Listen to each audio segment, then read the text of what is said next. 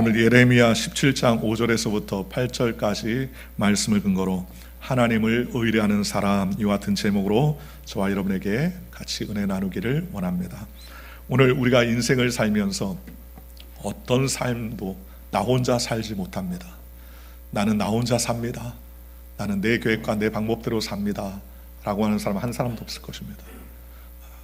얼마 전에 일전에 한국의 TV 중에서 산골짜기에 사는 사람들에 대한 그러한 프로그램을 제가 본 적이 있습니다. 어찌됐든 건강이 문제가 생겼든 아니면 삶의 환경이 지쳤든 산골 깊은 곳에 가서 혼자 사는 사람들을 개그맨이 찾아가서 그들과 함께 하루나 혹은 이틀을 같이 동고동락하는 그러한 내용이었습니다. 그런데 이분들을 보니까는요, 그 행복한 삶을 사는 것 같아도 그 찾아온 사람을 되게 반가워하고 좋아해요. 왜냐하면 그만큼 혼자 살 수 없기 때문입니다. 어떤 분은 그 산골에다가 닭도 키우고 또 개도 키우면서 동고동락합니다. 그런 모습을 보면 세상 사람 중에 단 한 사람도 내 마음 내 뜻대로 나 혼자 살 수 없다는 사실을 우리에게 분명히 말씀해 주고 있습니다. 그러니 우리가 인생을 살 때에도 나 혼자 사는 것이 아닙니다. 우리는 누구를 의지하며 어떤 존재를 의지하며 살 때가 많이 있습니다. 그래서 오늘 성경에 보니까는 이 상에서 우리는 의지하며 사는데 무엇을 의지하냐에 따라서 두 가지의 나무로 바뀐다는 거예요. 첫째, 세상과 사람을 의지하는 사람은 바로 저주를 받으며 사막의 가시나무 같은 인생이 되고, 또 두 번째로 하나님을 의지하는 사람은 강물 근처에 심겨진 나무와 같아서 하나님의 은혜 가운데 잎을 내고 꽃을 피고 열매를 맺는 믿음의 삶을 산다라고 성경은 우리에게 말씀해 주고 있다는 것입니다. 그러니 오늘 성경에 말씀하시기를 야훼께서 이같이 말씀하시니라, 무릇 사람을 믿으며 육신으로 그의 힘을 삼고 마음이 야훼께 떠난 그 사람은 저주를 받을 것이라 라고 말했습니다. 우리가 누구나 다 인생을 살면서 의지할 대상이 있습니다. 그런데 하나님을 알지 못하고 하나님을 섬기지 아니하며 내 주먹을 믿고 내 힘을 믿고 사람을 의지하며 사는 사람은 잘 될 것 같지만 종국적으로 멸망할 수밖에 없음을 성경은 우리에게 말씀해주고 있습니다. 그래서 오늘 첫째로는 사람을 의지하는 사람의 삶에 대해서 우리에게 말씀해 주십니다. 오늘 성경은 이렇게 말합니다. 그는 사막의 떨기나무 같아서 좋은 일이 오는 것을 보지 못하고 광야 간조한 곳 건건한 땅 사람이 살지 않은 땅에 살리라 라고 말했습니다. 사람을 믿고 의지하는 것은 모든 것을 가능하게 하는 하나의 방법이라고 생각할 수도 있을 것입니다. 어떤 분은 꼭 세 사람을 친구 사귀라 라고 이야기하더래요. 누구를 친구로 삼느냐? 첫째, 경찰과 친구하라. 경찰이나 공권력을 가진 사람과 친하게 지내라. 문제가 있을 때 도움이 된다. 둘째, 의사하고 친해져라. 의사하고 친해지면 병 들었을 때에 도움을 받을 수 있다. 셋째, 목사님과 친해져라. 그러면 나중에 죽을 때에 좋은 곳을 갈 수 있다. 이런 이야기를 하는 분이 있어요. 그러니까. 그런데 그것도 다 아니에요. 그렇잖아요. 목사님을 의지한다고 천국 갑니까? 아니에요. 의사를 믿는다고 우리의 병을 다 치료합니까? 아닙니다. 경찰을 잘 안다고 해서 우리의 모든 문제 해결되나요? 잠시 잠깐의 도움은 줄 수 있어도 진정한 기쁨은 오직 예수님만 주는 것입니다. 그러니 우리가 사람을 의지하고 사람을 바라보면 낙심할 수밖에 없습니다. 그래서 오늘 성경에 말씀하시기를 육신으로 그 힘을 삼고 마음이 야훼께 떠난 그 사람은 뭘 받는다? 저주를 받는다라고 말했습니다. 저주를 받는다고 해서 큰 어려움과 환난이 확 다가온다고 말할 수 있겠지만, 그러나 저주는 꼭 그것만 아닙니다. 하나님을 알지 못하고 이 상을 산다면 그것 자체가 저주인 거예요. 그것 자체가 절단입니다. 그의 삶은 실제로 아무 희망이 없는 사막의 가시나무 떨기와 같다는 겁니다. 어떤 사람이 문제를 만나면 점집을 찾아가서 물어봅니다. 얼마 전에 라디오를 들었는데 어떤 분이 동네에 용하다는 분이 계시다는 거예요. 그래서 이분이 이제 회사에 지금 회사를 그만둬야 되느냐, 지금 저기 대전에 있는 회사에서 자기를 스카우트 해오려고 그러는데 지금 다니는 회사를 그만두고 대전으로 갈까 말까 고민하는 이야기를 했더니 친구가 우리 동네에 아주 용한 이 할머니가 계시다. 그러니 그분한테 한번 물어보자. 그랬더니 용하다는 얘기에 귀가 쫑긋하더라는 거예요. 그래가지고 가려고 했는데 오후 4시가 넘었어요. 그랬더니 그 할머니가 오후 4시 이후에는 신이 안 온다면서 점을 안 쳐주는데 시간이 급하니까 한번 가보자. 갔습니다. 근데 갔더니 왁자지껄 소리가 나는 거예요. 보니까는 그 아들하고 싸우는 거예요. 이 점 할머니가 아들하고 싸우는 거예요. 아들이 나 문제집 사야 돼. 3만 원 줘. 그러면서 이야기를 해요. 그랬더니 그 무당이 나 돈이 없다. 오늘 돈이 하나도 없어. 그랬더니 너는 맨날 문제집 사러 돈 받아 간 게 몇 번이나 됐는데 아직도 문제집 못 샀냐 그랬더니 엄마 나 문제집 사니까 공부하겠다는데 왜 안 줘? 그러면서 막 오늘은 돈이 없으니까 그냥 가라. 그러니까 몰라. 그러면서 문을 팍 차고 나오는 거예요. 그걸 봤더니 할머니는 아닌데 한 40대에서 50대 그 사이에 어떤 아주머니가 나오는데 보니까는 친구가 할머니 오늘 점치러 왔는데요. 그랬더니 할머니가 착 쳐다보더니 오늘 4시가 넘어서 신이 안 오시는데 내가 보니까는 이쁘니까 내가 한번 봐준다. 앉아서 들어와라. 근데 이 자매가 불안한 거예요.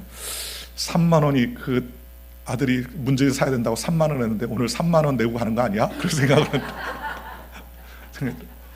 이렇게 들어가 앉았더니 그분이 하는 말이 신이 오시려면 좀 기다려야 된다. 30분만 기다려라. 갔더니 탁 들어오더니 몸을 훅 떨더니 오랜만이다. 그러면서 아기 목소리를 내더라는 거예요. 아기 동자가 오셨다는 거예요. 그러면서 내가 남자를 만나려고 여기 왔구나. 그렇게 얘기하더래요. 그게 아니라 남자를 만나려는 게 아니라 직장 옮기려고 생각하는 거라고. 그랬더니 그러냐? 직장을 옮기는 것도 다 남자를 만나는 거다. 왜냐하면 회사에 남자가 더 많다. 그렇게 얘기하더라는 거예요. 그러더니 쭉 얘기하더니 너 북쪽으로 가려고 그러지? 그렇게 물어보더라는 거예요. 북쪽으로 아니라 제가 지금 서울에서 근무하다가 지금 대전으로 갈까 고민하고 있는데 그랬더니 너 집이 어디냐? 그랬더니 원래 고향은 광주입니다. 그랬더니 광주에서 대전이 북쪽이나 남쪽이냐? 북쪽입니다. 내가 그 말을 하는 거야. 북쪽이라. 그러면서 말도 안 되는 이야기를 막 하더라는 거예요. 그러면서 내가 지금 내려가야 되느냐 말아야 되느냐 그랬더니 대전으로 내려가라. 그러면 잘 된다. 그렇게 얘기를 하더라는 거예요. 그래요? 그러면서 고개를 깍 하는데 오늘 원래 4만 원인데 3만 원만 내라. 그렇게 얘기하더라고요. 자꾸 아까 그 애가 문제지 3만 원 어찌 필요하다 그랬는데 뒤가 자꾸 걸려서 어쨌든 내고서 나왔어요. 친구의 모습을 보니까 친구의 모습이 별로 좋지 않더라는 거예요. 그런데 나중에 직장 가서 대전으로 내려가려 점집 할머니가 내려가라고 하는데 안 내려가고 몇 줄 더 버텼더니 거기에 승진을 갑자기 해가지고 그 부지점장이 됐더라는 겁니다. 그러면서 그 친구가 그런 얘기를 하더래요. 내가 그 점집을 믿었으면 내가 아마 쪽박 찼을 거다. 그런 얘기를 하더라는 겁니다. 오늘 우리 세상에서 사람을 살다가 무엇을 의지할 때가 많습니다. 그러나 사람도 우리에게 잠깐의 도움은 줄지 몰라도 영원한 도움이 될 수 없어요. 진정한 도움은 하나님께서 주신다는 것입니다. 그러므로 우리가 하나님을 떠난 인생은 어떻습니까? 사막의 떨기나무 같아서 좋은 일을 보지 못하고 광야 간조한 곳 건건한 땅에 살지 사람이 살지 않는 땅에 산다라고 그렇게 이야기합니다. 하나님을 떠난 인생, 그런 인생이 되더라는 거예요. 늘 남에게 상처를 주고 가시가 있어서 남을 찌르고 다가오는 사람을 찌고 고통을 주는 삶을 사는 것은 왜 그러느냐? 하나님 없이 살기 때문에 그렇습니다. 내 힘, 내 지혜, 내 방법, 내 계획대로 사니까 하나님의 뜻과 상관없는 그러한 인생을 살게 되더라는 것입니다. 사람이 절망에 빠지는 것은 내가 버림을 당했다라고 생각할 때입니다. 버림을 받은 인생은 참으로 그 삶이 고통스럽습니까? 외롭고 쓸쓸해요. 삶의 의욕이 없는 것입니다. 그러나 하나님께 나아가면 하나님께서 그 인생을 책임져 주시고 은혜를 베풀어 주신 것을 우리가 볼 수 있다는 것입니다. 그러므로 오늘 저와 여러분이 사람을 의지하는 인생을 살면 반드시 실패합니다. 반드시 낙심합니다. 그러나 하나님을 의지하면 하나님께서 우리 앞길을 책임져 주시고 은혜를 베풀어 주신다는 것이에요. 두 번째로 감사하게 생각해보면, 그렇다면 우리가 하나님을 의지해야 되는데 어떻게 하나님을 의지해야 됩니까? 오늘 성경에 보니까는 17장 7절 이렇게 말합니다. 그러나 무릇 야훼를 의지하며 야훼를 의뢰하는 그 사람은 복을 받을 것이라 하신지라 했습니다. 하나님을 의지하면 하나님께서 그 사람에게 복을 주시네요. 오늘 저와 여러분들도 우리가 잘 의지하고 좋은 관계를 가지고 있는 사람을 통해서 여러 가지 선한 일이 나타나지 않습니까? 하물며 하나님과 좋은 신뢰의 관계를 쌓고 하나님을 의지하면 하나님께서 책임져 주시지 않겠습니까? 하나님께서 은혜를 베풀어 주시는 것입니다. 하나님이 우리에게 복을 내려 주실 때에 받을 수 없는 자는 한 사람도 없습니다. 하나님께서 복을 내려 주시기로 작정하면 누구나 다 복을 받을 수 있습니다. 그러나 하나님께서 복을 멈추시기로 결정하면 누구나 한 사람 복을 받을 수 없습니다. 시편 34편 8절과 10절 이렇게 말합니다. 너는 야훼의 선하심을 맛보아할지어다. 그에게 피하는 자는 복이 있도다. 너희 성도들아 야훼를 경외하라. 그를 경외하는 자에게는 부족함이 없도다. 젊은 사자는 궁핍하여 줄일지라도 야훼를 찾는 자는 모든 좋은 곳에 부족함이 없으리로다 했습니다. 젊은 사자가 굶주린 일이 별로 없어요. 그런데 젊은 사자가 굶주릴지라도 야훼를 의지하면 하나님께서 그 인생을 책임져 주시고 붙잡아 주신다는 것입니다. 복을 주시는 하나님은 영원히 변하지 않는 하나님이십니다. 참 좋으신 하나님입니다. 시편 48편 14절에 이렇게 말합니다. 이 하나님은 영원히 우리 하나님이시니 그가 우리를 죽을 때까지 인도하시리다. 언제까지요? 생명이 다할 때까지 저와 여러분을 하나님께서 인도해 주신다는 거예요. 또 시편 121편 7절과 8절 이렇게 말합니다. 야훼께서 너를 지켜 모든 환난을 면하게 하시며 또 내 영혼을 지키시리로다. 야훼께서 너희의 출입을 지금부터 영원까지 지키시리로다. 우리의 출입을 언제까지요? 영원까지 지켜주시고 우리의 출입을 인도해 주신다라고 성경 우리에게 말씀해 주셨습니다. 그러니 얼마나 감사합니까? 우리는 하나님의 인도할 받는 믿음의 삶을 사는 사람들이라는 겁니다. 그러므로 어떤 상황에서도 우리는 하나님의 은혜 가운데 사는 믿음의 백성이 되어야 되는데, 오늘 성경에 말씀하시기를 그런 사람은 어떤 사람이냐? 그런 사람은 오늘 성경 말씀하시기를 8절에 그는 물가에 심어진 나무가 그 뿌리를 강변에 뻗치고 더위가 올지라도 두려워하지 아니하며 그 입이 청청하여 가무는 해도 걱정이 없고 결실이 그치지 아니함 같으리라 그랬습니다. 첫째로 물가에 심기운 나무는 어떻습니까? 강가에 뿌리가 뻗치게 되다고 성경은 말씀하십니다. 물가에 심기운 나무는요, 더위를 두려워하지 않습니다. 바싹 말라가면 물가가 없어서 바짝 비틀어 말라지고 죽을 수밖에 없는데 강변에 심겼으니까 아무리 더위가 와도 염려하지 않습니다. 언제나 잎이 청청합니다. 비가 오지 않아도 늘 푸른 모습을 뽐내게 됩니다. 광야나 사막지대에 오아시스가 있는 지역에만 나무가 잘 자라지요. 멀리서도 나무가 우거진 것을 보면 틀림없이 거기에 오아시스 또는 샘물이 있음을 알 수가 있습니다. 왜냐하면 끊임없이 뿌리에 수분을 공급받기 때문이라는 것입니다. 이처럼 야훼를 의지하는 사람은 하나님의 축복의 공급을 계속 받아 누릴 수가 있다는 거예요. 그렇기 때문에 부족함이 없다는 것입니다. 오늘 저와 여러분이 하나님의 은혜를 날마다 공급받으시기를 주님의 이름으로 간절히 축원합니다. 뿌리를 하나님 앞에 깊이 내림으로써 하나님께 온갖 좋은 것을 받아 공급받아 부족함이 없는 삶을 살 수 있도록 하나님께서 붙잡아 주신다는 거예요. 역사학자 리처드 보리스는 미국 건국당시 7명의 위인을 보았습니다. 프랭클린, 워싱턴, 아담스, 제퍼슨, 메이슨, 제이, 해밀턴, 이 7명을 뽑았는데 이 위인들의 꼽으면서 공통점 3가지를 말했습니다. 첫째는 높은 도덕감이 있으며, 둘째는 높은 인권 감각이 있고, 셋째는 독실한 하나님을 믿는 신앙인들이었다는 거예요. 하나님을 진심으로 경외하고 하나님을 신실하게 섬기니까 사람들을 존경하고 사람들 앞에 도덕감을 가지고 높은 인권 감각을 가질 수밖에 없더라는 것입니다. 그러니 강변에 심겨온 나무같이 하나님을 의뢰하는 사람은 하나님께서 그의 삶을 책임져 주십니다. 잠시 잠깐의 환난과 시련이 와도 하나님께서 보호해 주시고 붙잡아 주신다는 것입니다. 오늘 저와 여러분이 하나님을 믿고 의지하는 믿음의 백성이 되시기를 주님의 이름으로 축원합니다. 우리의 인생에 필요한 공급들을 하나님께서 베풀어 주시기 때문이라는 것이에요. 오늘 성경에 보니까 더위가 올지라도 두려워하지 아니하이며 그 잎이 청청하고 라고 말했습니다. 더위가 오면 잎의 수분이 증발합니다.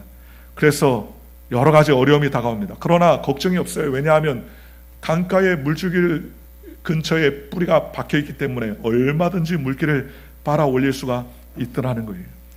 여러분, 저와 여러분이 오늘 우리의 삶의 뿌리를 어디에다 두고 있는지 잘 생각해야 됩니다. 내가 사람에게 뿌리를 두고 있는지, 아니면 내가 세상에 뿌리를 두고 있는지, 내 마음의 심중이 세상에 어떤 것에 뿌리를 두고 있는지 잘 살펴야 됩니다. 우리의 뿌리는 세상이나 사람이 아니라 하나님께 깊게 뿌리를 내려서 하나님의 은혜를 공급받아야 됩니다.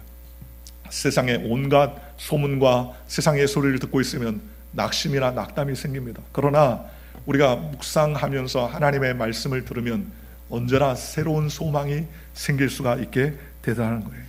그럴 때 하나님께서 우리의 삶을 책임져 주시고 은혜를 베풀어 주신다는 거예요. 또 물가에 심겨온 나무가 가무는 해에도 걱정을 하지 않습니다. 인생을 살다 보면 가물 때가 있어요. 물질이 가물 때가 있습니다. 재물이 가물 때가 있습니다. 권세가 가물 때가 있습니다. 명예가 가물 때가 있습니다. 건강이 가물 때가 있습니다. 그럴 때도 염려하지 않습니다. 왜냐하면 그 모든 삶의 근원이 하나님이심을 믿기 때문이라는 것입니다.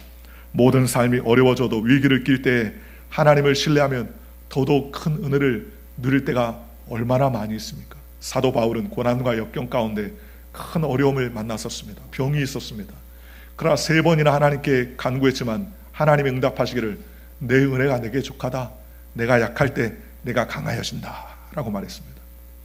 그가 약하기 때문에 강하여진다는 말을 들었습니다. 그는 확신에 찼습니다. 그리고 그때부터 더욱더 약할 때마다 하나님을 의지하는 믿음의 삶을 살았다는 거예요. 우리가 잘 아는 다니엘은 사자굴에 던져도 불안해하지 않고 평안을 누렸습니다. 저는 가끔 상상을 해봐요. 사자굴에 다니엘이 들어가서 어떻게 했을까? 막 사자를 쳐다보고 땀을 찔찔 흘리면서 이리 피하고 저리 피했을까? 그런 생각합니다.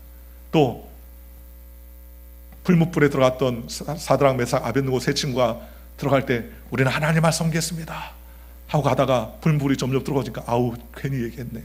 그러다가 고민했겠습니까? 그렇지 않아요. 다니엘은 들어갔어도 오직 하나님만을 바라보고 사자가 자기를 덮치든 말든 하나님을 신뢰했으며 사드락 메삭 아벳느고는 그 뜨거운 풀물 가운데서도 죽으면 죽으리이다 라는 믿음을 가지고서 그들이 풀무불에 갔더니 하나님께서 그들을 보호해 주시고 하나님께서 지켜주시더라는 것입니다. 어떤 경우에서든지 주님만을 의지하면 주님께서 생수의 근원이 되셔서 우리의 삶에 풍성한 은혜를 베풀어 주시더라는 것입니다. 우리가 신앙생활을 하다 보면 내 마음대로 되지 않을 때가 있습니다. 내 뜻대로 되지 않을 때가 있습니다. 건강이 저무는 때가 있습니다. 물질이 저무는 때도 있습니다. 여러 가지 사업이 저무는 때도 있습니다. 그러나 우리가 그 저무는 때에도 하나님이 나의 생명의 줄기에 생수의 근원이 되십니다라고 뿌리를 주님 앞에 두면 하나님께서 책임져 주시고 은혜를 베풀어 주시는 것입니다. 3번째로 물가에 심겨온 나무는 결실이 그치지 않는 복을 받는다라고 성경은 말씀해 주셨습니다. 시편 1편에도 시절을 쫓아 과실을 맺으며 라고 성경은 말씀하시고 시편 92편에는 청년 장년 시절뿐만 아니라 늙어서도 결실하고 진에게 풍족하고 빛이 청청하게 된다고 성경은 말씀해 주셨습니다. 요한복음 15장에서 예수님은 나는 포도나무요 너희는 가지니 저가 내 안에 저가 저 안에 있으면 이 사람이 열매를 많이 맺나니라고 성경은 말씀하셨습니다. 그러니 하나님의 은혜 가운데 우리가 깊이 잠기고 주님의 은혜 가운데 나아가면 하나님께서 우리의 삶에 어떤 경우에든지 복을 더해 주시는 것입니다. 시냇가에 심은 나무가 철을 따라 열매를 맺으며 그 잎사귀가 마르지 아니한 같으니 그가 하는 모든 일이 다 형통하리로다 라고 하나님 말씀해 주셨습니다. 얼마나 감사한 일입니까? 형통하리로다. 형통하리로다. 형통하리로다. 우리의 삶을 주님께서 형통하게 해주신다고 성경께서 말씀해 주시는 것입니다. 우리가 하나님을 믿고 의지하며 말씀에 굳건히 서서 어떤 환난과 환경 가운데서도 우리의 마음을 세상에 뿌리에 두지 아니하고 하나님께 두면 하나님께서 책임져 주시는 것입니다. 이사야서 58장 9절과 11절에 이렇게 말씀하십니다. 만일 내가 너희 중에서 멍에와 손가락질과 허망한 말을 제하여 버리고 줄인 자에게 내 심정을 동하고 괴로워하는 자의 심정을 만족하게 하면 내 빛이 흑암 중에 떠올라 내 어둠이 낮과 같이 될 것이며 야훼가 너를 항상 인도하여 메마른 곳에서도 내 영혼을 만족하게 하며 내 뼈를 견고하게 하리니 너는 물된 동상 같겠고 물이 끊어지지 아니하는 샘 같을 것이니라. 물된 동상 같고 샘이 끊어지지 않는, 물이 끊어지지 않는 샘 같을 것이다. 주님께서 우리에게 말씀해 주셨습니다. 오늘 저와 여러분의 삶이 물된 동상 같은 삶이 되시기를 주님의 이름으로 축원합니다. 물이 늘 넘쳐서 은혜의 축복이 넘쳐나시기를 주님의 이름으로 축원합니다. 여러분의 가정이나 여러분의 직장이나 여러분의 사업장에서 여러분이 잘 돼서 나누어주고 베풀어주고 은혜를 누리는 믿음의 삶을 사시기를 주님의 이름으로 간절히 축원합니다. 사랑의 샘이 넘쳐나게 하여 주셔서 그 풍성한 물로 주변에 있는 모든 사람들을 적시고 그 은혜가 흘러나야 되는 거예요. 흘러날 때 하나님께서 우리의 삶을 축복해 주시고 은혜를 베풀어 주시다는 것입니다. 하나님을 만나서 물된 동사 같은 축복을 받았던 사람 중에 제가 보니까는 이정우 장로님이라는 분이 계세요. 이분이 보니까는 CBS에서 간증했던 내용을 제가 봤는데, 이분이 IMF 때 사업을 잘 하다가 IMF에 딱 사업이 망했어요. 43살 정도의 사업이 망했습니다. 그런데 하루아침에 망하니까는요, 쫄딱 망했는데 그동안 사업이 잘 됐던 사람이 바글바글했습니다. 친구한테도 연락이 오고 친척들도 자주 오고 주변에 아는 사람이 많이 와서 늘 음식 자리에 사람들이 넘쳤다는 거예요. 그런데 사람 마음이 참 간사한 게, 자기가 실패하고 쫄딱 망했다는 소리를 듣자 언제 그러냐는 듯이 사람이 싹 밀물처럼 빠져나가는데 친구도 없어지고 친척도 따버리고 나중에는 아내도 자기를 버리더라는 거예요. 그리고 가족들도 버림받아 깊은 절망에 빠지게 되었습니다. 그리고 그는 생각하기를 차라리 이럴 거면 그냥 아무도 없는 곳에 가서 죽어야 되겠다, 그렇게 생각을 했습니다. 그래서 아무 연고지, 이분이 대구분인데 아무 연고지가 없는 곳을 찾다 보니까 제주도를 가야 되겠더라고요. 그래서 어떻게 해가지고 제주도를 가서 막걸리를 9병을 사고 수면제 70알을 샀습니다. 오늘 저녁에 술에 막걸리 수면제 70알을 먹고 막걸리를 먹고 오늘 죽어야 되겠다 작정을 했습니다. 70알을 입에 털어놓고 막걸리를 다 마셨어요. 술 취해서 길가에 들어놓어 자게 됐습니다. 들어놓어 자다가 보면 죽겠지라고 생각을 했는데, 그런데 마침 지나가는 관광객이 그를 발견하고 병원으로 옮겨서 위를 세척하고 나서 깨어났어요. 깨어나서 제가 죽은 줄 알아서 깨어나봤더니 병원이더라는 겁니다.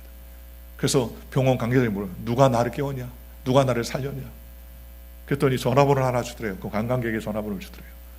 그래가지고 관광객한테 전화해가지고 막 욕을 해댔답니다. 당신이 뭔데 나를 살렸냐? 내가 먹고 죽으려고 그러는데 당신이 왜 나를 살려? 소리를 들었더니 그분이 하는 말이 울면서 죽을 용기가 있으면 살아보세요. 죽을 용기 있으면 살아보세요 하고 이야기하더라는 거예요.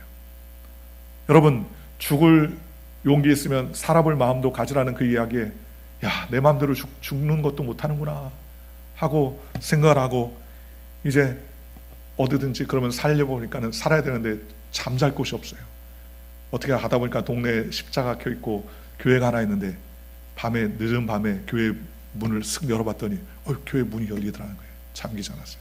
그게 듣더니 이런 장의자가 쭉 있는데 저 구석에서 자기의 몸을 누르셨습니다. 교회 안에는 그래도 좀 따뜻했다는 거예요. 그래서 거기서 한참을 자는데 갑자기 새벽에 불이 탁탁탁탁 켜지더라는 거예요. 그러더니 목사님이 와가지고 강대상에서 기도하고 성도들 한 분씩 한 분씩 오더라는 거예요. 자다가 엉겁기를 깼습니다. 그런데 목사님이 기도하는데, 주여, 살아계신 하나님, 살아계신 하나님, 내 기도를 들어주시옵소서 하면서 살아계신 하나님, 이 목사님이 기도만 하면 살아계신 하나님, 살아계신 하나님이라는 거예요. 자기는 예수를 안 믿으니까, 하나님을 안 믿으니까 하나님이 살았다는 얘기가 그렇게 신선하게 들리더라는 거예요. 그래서 생각하기를 하나님이 지금도 살아계신가? 하고 생각하는데 그날부터 몰래 교회 들어서 잠을 자고 낮에는 나가가지고 호랑방탕하다가 잠잘 곳이 되면 밤에 몰래 교회 들어와서 맨 뒤에서 잠을 자는데 자기가 하고 싶지 않아도 어쩔 수 없이 새벽 예배를 드리게 됐답니다. 어쩔 수 없이.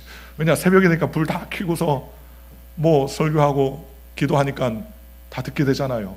가만히 들어보니까는 목사님이 하나님을 의지하며 산다, 하나님께 모든 걸 맡기면 책임져 주신다, 그러니 우리가 하나님을 의지해야 된다, 하나님을 의지하냐 하고 세상을 의지하면 그러면 절단강산이고 망할 수밖에 없다는 이야기가 자기 마음에 탁 들어. 그래, 자기가 자다가 누워서 들으면서 고개를 끄덕였대. 그래, 세상 의지하면 다 나같이 망하지. 고개를 끄덕였대. 하나님 의지하면 삽니다. 하나님 의지하면 삽니다. 그리고서 계속 매일 밤마다 몰래 들어왔는데 어느 날은 저녁에도 모여서 예배를 드리대요. 그날이 보니까 수요일이더래요. 수요일 날마다 예배를 드리더래요. 그러다가 자꾸 설교를 들으니까 마음에 정말 하나님이 계시다면 하나님께 나도 기도해야 되겠다라고 생각이 듭니다. 그래서 그는 기도하기 시작했습니다. 하나님 정말 살아계시냐면 제주도에서 저의 갈 길을 열어주시옵소서 라고 기도를 하기 시작하는데 어느 날 보니까는 내가 하나님께서 나에게 건강한 몸을 주셨다면 나도 일할 수 있지 않는가 생각을 하다가 보니까는 막노동판에 일을 할 수 있더라는 겁니다. 근데 하루에 일을 하니까 5만 원을 주더래요. 5만 원을. 그래서 5만 원을 받아서 2,500원짜리 백반집에 가서 백반을 사 먹고 나머지 47,500원을 주머니에 담고서 교회 왔는데 보니까는 자기는 헌금 한 번도 내본 적이 없는데 그 헌금을 내야 되겠다는 생각이 들어서 자기가 받은 5만 원 중에서 70%를 하나님 앞에 드렸답니다. 그래서 매일 일용직으로 노동을 하면서 2,500원 밥 사고 나면 밥 사고 먹을 돈 2,500원을 며칠을 빼고 그 다음에 모든 거 70%를 다 하나님 앞에 드렸대요. 그런데 하나님 앞에 드릴 때 얼마나 마음이 기쁘고 즐거운지 자기도 이상하게 주면서도 이렇게 마음이 기쁘냐 하면서 생각이 날 정도로 감사한 마음이 생겼다는 겁니다. 하나님 앞에 감사하고 하나님께 나아갔더니 하나님께서 은혜를 베풀어 주시는 거예요. 그런데 기도하는데 하나님이 주셨어요. 옛날에 자기가 건축업을 했었는데 제주도에 가서 건축상 쫓아갔습니다. 그러면서 그 건축사한테 사장님 저를 여기 취직시켜 주시면 제가 열심히 일하겠습니다.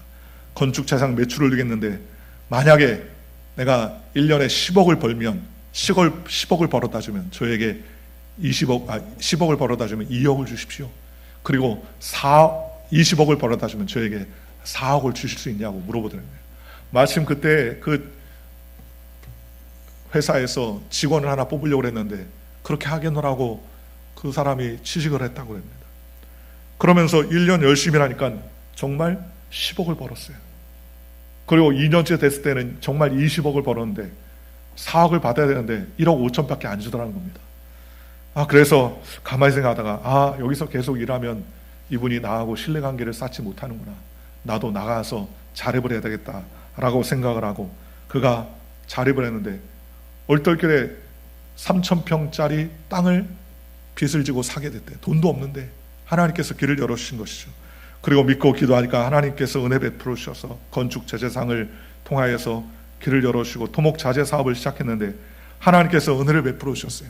자기가 처음에 일을 할 때 골프장 갔는데 골프장이 막 새롭게 짓게 했는데 내가 좋은 자재들 집어넣어 줄 테니까 나와 계약합시다. 계약이 털컥돼 가지고 하는 곳곳마다 잘 되기 시작하더라는 거예요. 그리고 너무나 자기가 사업이 잘 되니까 너무나 감사하더라는 거예요. 그래서 하나님을 위해서 내가 충성을 다하겠다. 그래야 좋은 일을 해야 되겠다. 그래서 제주도에 교회 4군데를 세우고 국내 11곳의 선교사를 파송하고 지원하는 귀한 사명을 감당하며 나중에는 나눔 플러스라고 국내 법인을 만들어서 지난날 자기처럼 어렵고 힘든 사람을 돕고 사랑을 실천하며 본인이 대구 출신인데 대구 경북의 은퇴 목회자들을 후원하며 현재 은퇴 목회자 선교사 미자리 교회를 도울 수 있는 재단을 설립하며 돕는 일에 최선을 다하고 있다고 합니다. 그러면서 그는 이야기합니다. 저는 살아계신 하나님을 직접 경험한 사람입니다. 그래서 하나님을 모르고 도움받는 사람들에게 분명히 하나님은 살아계시고 우리의 기도를 응답해 주시는 분이라는 사실을 알리고 희망을 전하는 것이 제가 할 일이라고 생각합니다. 제가 한 가지 소망은 하나님이 기뻐하시는 일에만 쓰임받는 좋은 장로가 되는 것입니다 라고 그렇게 고백하더라는 거예요. 수면제 70알을 먹고 막걸리를 먹고 죽으려고 했던 사람이 하나님의 은혜로 살고 하나님 앞에 얼떨결에 새벽 예배 드리다가 하나님 말씀이 임하자 그 말씀에 용기를 얻고 힘을 얻자 지금은 굴지의 사업가가 되어서 이제는 남을 돕고 헌신하는 믿음의 삶을 살게 됐다는 겁니다. 여러분, 저와 여러분도 마찬가지입니다. 우리에게 잠깐의 고난과 역경과 다가올 때에도 그 고난과 역경 가운데 우리의 뿌리를 하나님께 더 깊게 내리시기를 주님의 이름으로 축원합니다. 그리고 주님만이 우리의 삶의 주인이심을 고백하는 믿음의 삶을 사시기를 주님의 이름으로 축원합니다. 주님을 믿고 의지하면 하나님께서 복을 주십니다. 오늘 성경에 아예 복을 주시겠다고 아예 못을 박아놨지 않았습니까? 무릇 야훼를 의지하며 야훼를 의뢰하는 그 사람은 복을 받을 것이라. 그는 물가에 심겨진 나무가 그 뿌리를 강변에 뻗치고 더위가 올지라도 두려워하지 아니하며 그 잎이 청청하며 가무는 해도 걱정이 없고 결실이 그치지 아니함 같으리라. 사람이 한 말이 아니라 하나님이 저와 여러분에게 한 말입니다. 우리가 하나님을 의지하고 하나님을 바라보며 끝까지 깊은 뿌리를 우리가 물의 근원이 되신 생명의 생수의 근원이 되신 하나님께 그 뿌리를 내리고 어떤 상황에서도 주님만 의지하며 믿음으로 달려가는 거룩하고 복된 주의 백성들 되시기를 주 예수의 이름으로 간절히 축원합니다. 기도하겠습니다.